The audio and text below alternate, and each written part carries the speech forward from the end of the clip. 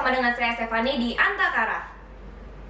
Tahun ini, Kementerian Kesehatan menambahkan vaksinasi Human Papillomavirus atau sering disebut sebagai HPV ke dalam program imunisasi rutin wajib di Indonesia. Langkah ini diambil sebagai wujud pencegahan kematian perempuan Indonesia yang disebabkan oleh kanker serviks. Meskipun kanker serviks telah menempati posisi kedua penyakit kanker dengan kasus tertinggi dan telah menyumbang lebih dari 234.000 angka kematian di Indonesia, apakah masyarakat Indonesia telah sadar akan bahayanya penyakit ini? Langsung saja kita cari tahu faktanya.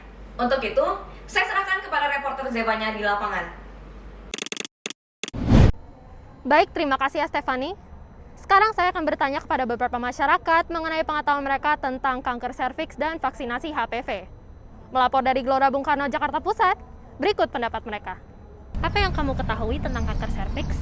Aku kurang tahu sih, tapi aku tahu kayak aku sering dengar, tapi memang aku kurang tahu gitu loh kayak detailnya apa, karena memang aku juga kalau mau nanya orang tuh nggak enak gitu.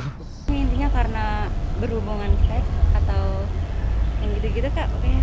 Kanker serviks sebuah penyakit yang kebanyakan terjadi pada wanita. Kanker serviks tuh kanker rahim ya. Kanker serviks ada di perempuan, terutama di organ keintiman wanita. Itu kanker yang cukup ganas dan cukup banyak di Indonesia. Nah, setahu aku sih kanker serviks ini penyakit ya, karena dari namanya kanker dan ini penyakit yang nyerang perempuan. Mohon maaf, saya kurang tahu. Apa yang kamu ketahui tentang vaksinasi HPV? Kurang tahu sih kalau buat vaksinasi itu. Baru dengar doang di berita. Baru dengar sekarang. Nah, sebenarnya vaksinasi HPV ini aku baru tahu baru-baru ini karena kan baru mulai dipublikasikan oleh pemerintah sih. Jadi ya vaksin buat ngatasin kanker serviks tadi. Nggak tahu sih. Kurang tahu. Yang saya mengetahui itu untuk mencegah kanker serviks berlanjut, yang misalnya dari stadium 4 tidak menaik stadium, kurang lebih seperti itu mungkin. Seberapa bahaya sih kanker serviks itu? Sangat-sangat bahaya karena sampai saat ini belum ada obatnya. Ini pengalaman aja dari ada orang terdekat di keluarga jauh sih. Dia pernah kanker serviks gitu kan. Nah, tapi itu aku nggak tahu detailnya apa. Tapi kayak menurut aku bahaya sih itu karena dia sampai meninggal gitu. Menurut aku itu bahaya banget karena mungkin itu kan termasuk organ dalam. Otomatis kalau misalnya ada sesuatu hal yang rusak atau bermasalah di organ dalam itu pasti mau nggak mau nanti kedepannya bakal bisa aja buat nyalur ke organ-organ yang lain menurut aku, atau ke kesehatannya juga. Menurut kamu siapa saja yang perlu mendapatkan vaksinasi HPV ini? Menurut aku seluruh perempuan yang ada di Indonesia ya, baik mereka yang dari yang kecil sampai yang udah lansia juga, atau mungkin yang udah dewasa gitu sih. Semua wanita, karena tidak terkecuali ya gitu. Mau dia seorang yang mungkin banyak uangnya atau enggak, cuman ya namanya kesejahteraan dan keadilan, ya semua wanita berhak mendapatkan vaksin tersebut. Sekian pendapat masyarakat. Saya serahkan kembali kendali ke Stefani di studio. Baik, sekarang kita sudah bersama dengan dokter spesialis obstetri dan ginekologi Evan Surya. Boleh diperkenalkan diri dulu, Dok? Terima kasih sebelumnya, saya Dr. Ervan, saya bekerja di klinik Mom and Baby. Nah, ngomong-ngomongin tentang kanker serviks dan vaksinasi HPV, menurut dokter sendiri, hingga saat ini masyarakat itu udah cukup tahu belum sih, Dok, tentang kanker serviks ini? Baik, jadi kalau zaman kan sekarang makin maju ya. Dulu itu banyak orang-orang di pedesaan masih belum tahu. Tapi sekarang seiring dengan banyaknya sudah pasien-pasien kanker serviks, baik di desa-desa, di kampung, terutama ya, itu mereka sudah mulai tahu, oh ini meninggal karena kanker serviks, oh ini meninggal karena kanker serviks. Jadi mereka udah lebih aware. Cuman pemerintah baru menggalakkan perencanaan untuk vaksinasi kanker serviks secara gratis gitu. Dan yang sudah mulai mungkin di DKI, dan sekarang baru-baru ini baru dikabarkan untuk nasional gitu. Jadi memang ini harus ada gebrakan untuk bagaimana mencegah kanker serviks ini. Oke, jadi menurut dokter sendiri sebenarnya masyarakat udah cukup tahu gitu, tapi masih belum terlaksanakan dari pemerintah kali ya? Benar. Jadi upaya dari kanker serviks itu ada yang namanya pencegahan primer, sekunder, dan tersier. Kalau kita sudah pasien udah terkena kanker serviks, maka itu sudah tidak bisa dilakukan pencegahan lagi. Itu pencegahan untuk mencegah kondisinya supaya menjadi lebih buruk.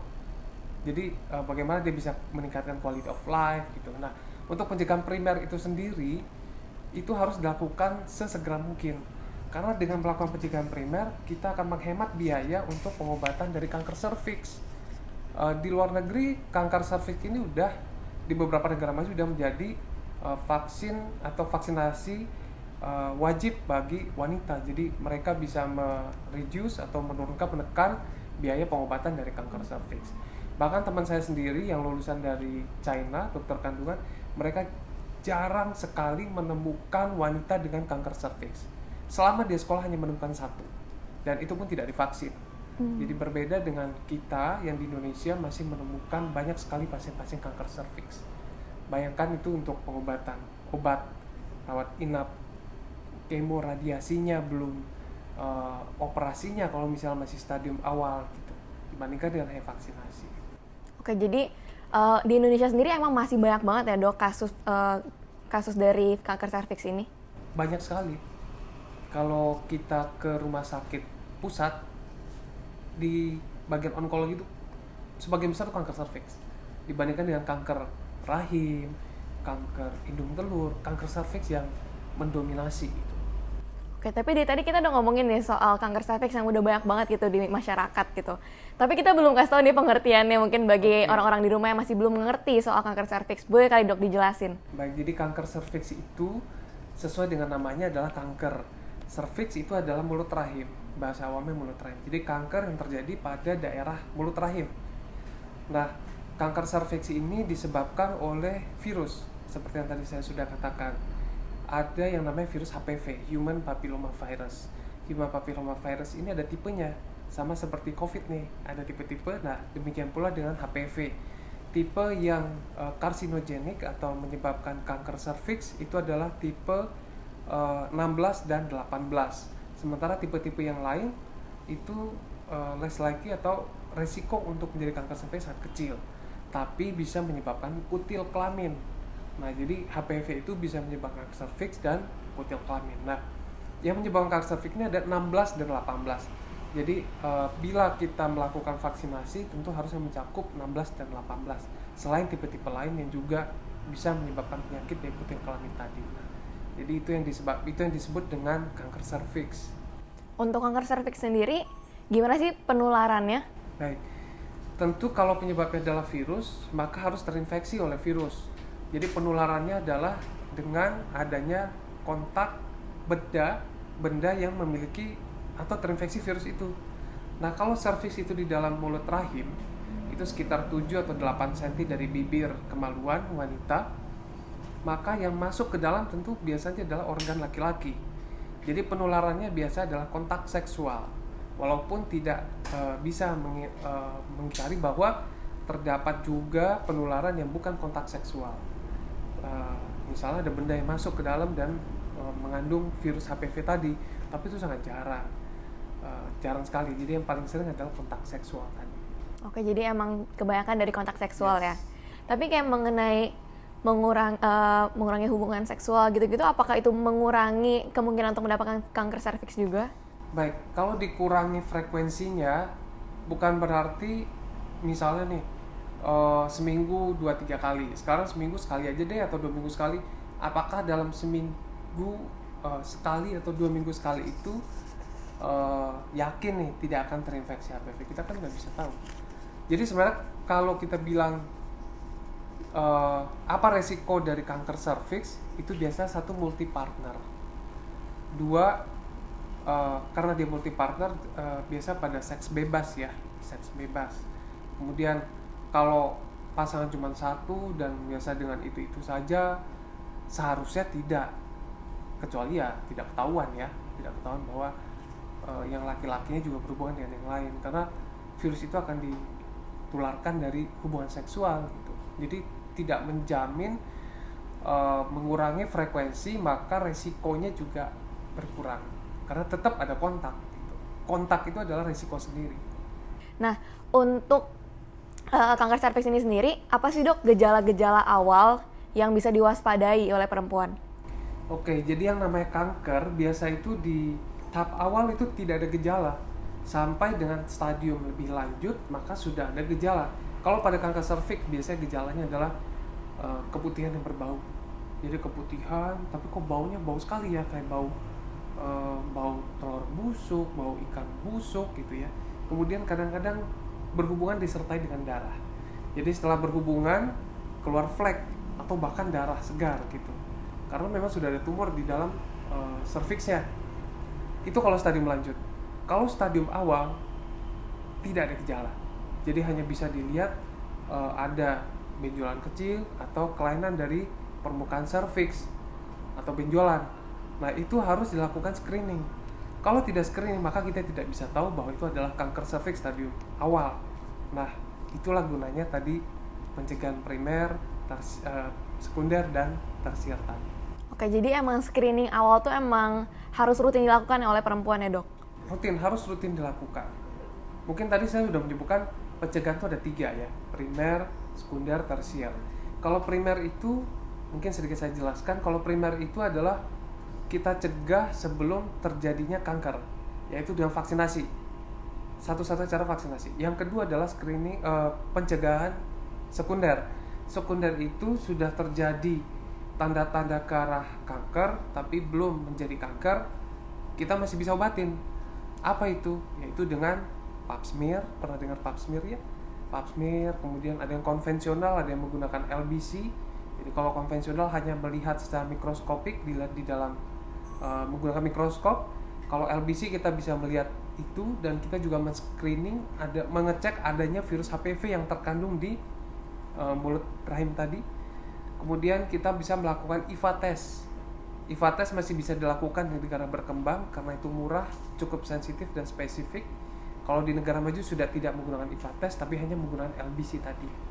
Nah, kemudian kalau sekunder tentu kalau sudah kena kanker, kita cegah dia menjadi perburukan gitu, dan yang diharapkan tentu adalah pencegahan yang primer dan sekunder tadi.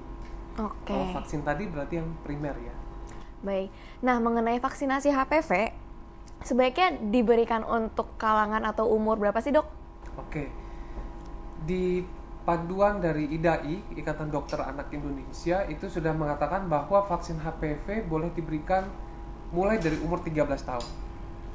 Dulu sekali, yang penting sebelum berhubungan seksual. Ada juga dulu dikatakan sebelum terjadi kelainan pada serviks. Jadi harus pap smear dulu, kalau negatif boleh divaksin. Nah, sekarang kita menganut sedini mungkin, begitu sudah menstruasi, divaksin. Rata-rata adalah 12-13 tahun. Dan pemberiannya ada 3 kali pemberian vaksin. Apapun mereknya. Kemudian, karena ada beberapa merek ya. Lalu bagaimana kalau misalnya sudah lebih 13 tahun, apakah tidak usah divaksin? Tidak, tetap divaksin, tapi dipastikan dulu bahwa belum mengalami kanker serviks. Kalau masih lesi prakanker, tidak apa-apa. Lesi prakanker itu bisa kita obatin dan bisa sembuh 100%. Jadi beruntung sebenarnya kita mengetahui bahwa ada kanker yang bisa disembuhkan dari awal. Sebelum terjadi kanker, setelah adanya lesi prakanker, jadi belum menjadi kanker. Dan perubahan itu sekitar 2-15 tahun. Jadi lama sekali untuk menjadi kanker.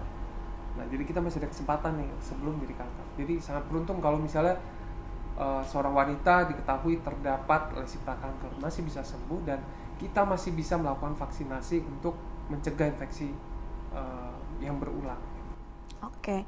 Nah, tapi kalau misalnya seseorang udah mendapatkan vaksinasi HPV, itu tuh akan mengurangi nggak sih kesempatan untuk mendapatkan kanker serviks tersebut?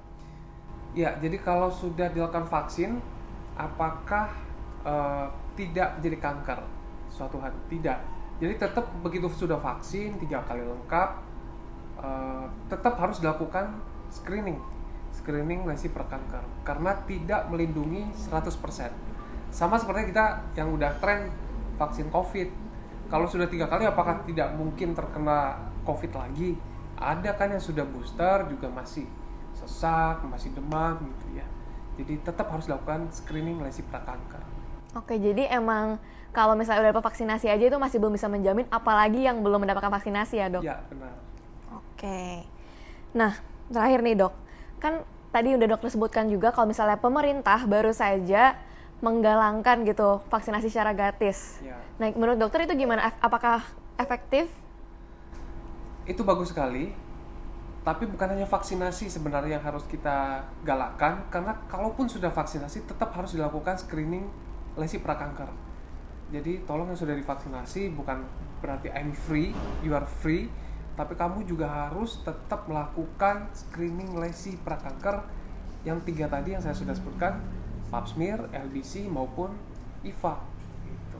Oke, jadi emang dari pemerintah harusnya bisa mensosialisasikan lagi ya dok untuk screening tersebut. Iya, jadi tugas kita bukan hanya vaksin selesai, tapi tetap harus dilanjutkan dengan langkah yang tadi, screening lesi prakanker. Nah, sekarang pemirsa udah lebih mengerti kan tentang kanker serviks dan juga vaksinasi HPV. Namun ternyata vaksinasi HPV itu bukan hanya sebagai obat dari kanker serviks. Mari kita gali lebih dalam lagi setelah yang satu ini ya. Kembali lagi bersama dengan saya Stefani. Sekarang saya sudah bersama dengan dokter spesialis kulit dan kelamin Evi Arianti. Boleh memperkenalkan diri dulu dok? Baik, saya Dr. Evi Arianti, spesialis kulit dan kelamin dari Rumah Sakit Umum Daerah Kabupaten Bekasi di Cibitung. Nah, ngomong-ngomong soal vaksinasi HPV ya dok, sebenarnya vaksinasi itu hanya digunakan untuk penyakit kanker serviks atau ada penyakit lain sih? Kanker serviks itu kalau pada perempuan, jadi vaksinasi HPV itu sebetulnya kita untuk tujuan utamanya adalah untuk mencegah penyakit di epitel, kulit, dan mukosa. Kalau pada perempuan tujuan utamanya adalah untuk mencegah kanker serviks. Kalau pada laki-laki dia bisa untuk genital warts atau kalau orang awam bilang kutil jengger ayam ya, kutil kelamin, kemudian kanker anus, kanker mulut dan daerah laring, paring ya gitu. Baik dok, jadi vaksinasi HPV itu emang penting juga ya dok untuk laki-laki? Penting Mbak Fani, karena itu tadi kalau di perempuan kan kita lebih cenderung untuk hanya mencegah kanker serviks ya. Tapi kalau di laki-laki itu tadi kondiloma acuminata untuk kanker anus, kemudian kanker daerah mulut dan leher ya, papiloma di daerah laring. Ada banyak yang lebih bisa dicegah kalau pada laki-laki. Mungkin boleh dijelasin dikit gak dok mengenai penyakit-penyakit tersebut? Ya, kalau jadi HPV ini kan ada tipe ganas, ada tipe yang tidak ganas, cenderung tidak ganas. Nah, dari 100 tipe yang diketemukan sampai saat ini, yang diduga sudah dipastikan menyebabkan penyakit pada manusia itu sekitar 40 tipe. Nah, terutama adalah kalau pada perempuan tadi yang kanker serviks itu tipe 16 sama 18, kemudian ke yang cenderung tidak ganas ini tipe 6 sama 11. Kalau yang tipe 6-11 ini cenderung menyebabkan kondiloma acuminata atau jengger ayam atau kutil kelamin. Ini jadi ada pertumbuhan proliferasi berlebihan dari sel-sel epitel kulit sehingga membentuk ya kalau gambaran awam seperti jengger ayam, letaknya itu bisa di mana tempat virus itu masuk. Jadi bisa di kelamin ya. Kalau pada laki-laki di penis misalnya, atau kalau pada orang-orang tertentu yang berhubungan seksual, karena gini harus diketahui dulu bahwa yang namanya kondiloma acuminata ini 90% adalah karena hubungan seksual, bisa secara vaginal, bisa secara anal atau secara oral. Jadi di mana tempat masuknya virus itu, di situ akan berkembang kutilnya, akan berkembang lesi seperti jengger ayamnya itu.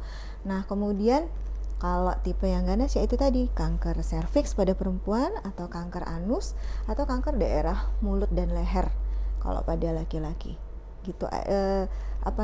Ini yang harusnya disadari sama masyarakat kita ya secara karena ini belum banyak sih pengetahuan ini disebarkan sepertinya, belum banyak yang paham. Oke, baik dok. Kalau boleh tahu memang penyakit-penyakit ini sebenarnya resiko terbesarnya itu terjadi di kalangan apa sih dok? Paling resiko tinggi itu adalah menurut Perdosky nih ya, Persatuan Dokter Spesialis Kulit dan Kelamin Indonesia, itu yang pertama adalah pada kaum LGBT jelas ya, pada kaum homoseksual atau pada transgender yang dari perempuan jadi laki-laki atau laki-laki jadi perempuan. Kemudian pada orang yang rajin gonta-ganti pasangan. Jadi multiple partner seksual itu biasanya angka ini juga tinggi. Kemudian lagi yang ketiga adalah, tapi jarang sebetulnya, nggak terlalu tinggi, adalah dari penularan ke janin, ke bayi dari ibu yang menderita penyakit ini. Seberapa parah sih dok sebenarnya penyakit ini kalau misalnya udah didapatkan gitu sama orang-orang tertentu? Kalau pada perempuan sudah jelas ya, kan kanker serviks ini pembunuh nomor 2 setelah kanker payudara kalau pada wanita. Kalau pada laki-laki, kalau dia hanya kena genital warts ini ya, kondiloma acuminata ini sih nggak menyebabkan kematian sih, tetapi sangat mengganggu aktivitas, apalagi kalau misalnya dia di daerah kelamin atau di daerah mulut gitu. Cuma kalau kanker anus dan kanker mulut serta leher ya jelas, walaupun angka kematiannya tidak setinggi kanker serviks karena memang penderitanya nggak sebanyak itu juga, tetapi ya bisa menyebabkan kematian fatal dia. Dan untuk penyakit-penyakit ini emang hanya digunakan vaksinasi HPV kah dok atau gimana? Sebenarnya vaksinasi HPV tidak 100% mencegah. Kapan diberikan vaksinasi HPV ini pun ini bisa menjadi ukuran keefektifan si vaksinasi sendiri gitu. Kalau vaksinasi ini diberikan memang sebelum berhubungan seksual, itu akan lebih efektif daripada diberikan pada kelompok yang sudah melakukan hubungan seksual, dan terutama tadi yang saya sebutkan tadi, kelompok-kelompok itu gitu. Jadi kalau misalnya ditanyakan apakah ini pure untuk mencegah, ya tidak gitu loh. Yang jelas satu harus diberikan vaksinasi tepat pada waktunya, kemudian ya harus pola hidup yang sehat. Pola hidup yang sehat itu bukan cuma makan, olahraga ya, kemudian juga pola seksualnya juga harus sehat ya, jadi tidak berganti-ganti pasangan, nggak juga melakukan hubungan seksual yang tidak sehat. Jadi ya tidak pada kelompok yang LGBT ini, tidak transgender, tidak, itu sudah jelas itu. Ya kalau mau mencegah supaya nggak terpapar dengan virus ini, karena semua orang itu yang sudah melakukan hubungan seksual, dan terutama kalau hubungan seksualnya aktif, kemungkinan ada satu periode dalam hidupnya itu terkena virus ini. Hanya saja kalau imunitasnya bagus, biasanya virusnya akan tereliminasi dengan sendirinya, nggak sampai jadi gejala klinis yang kita lihat gitu.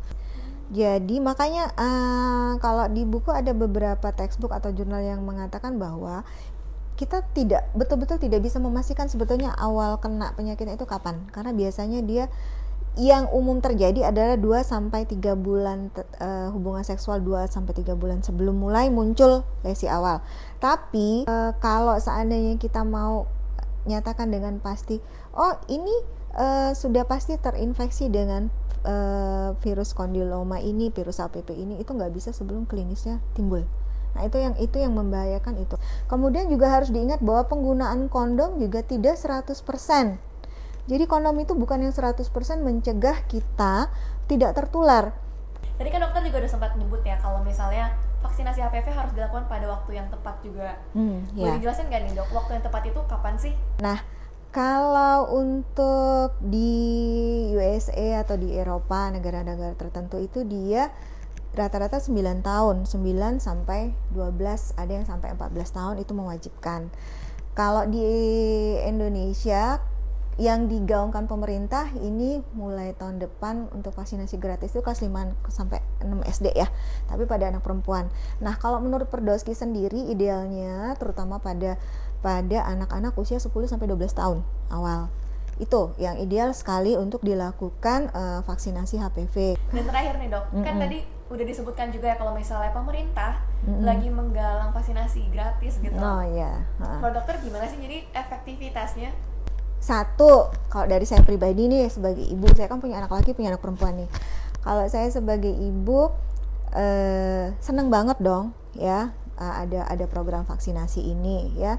Yang kedua, kalau bicara sebagai dokter, saya menyayangkan gitu loh, kenapa vaksinasi ini yang digaungkan itu kan terutama pada anak perempuan ya.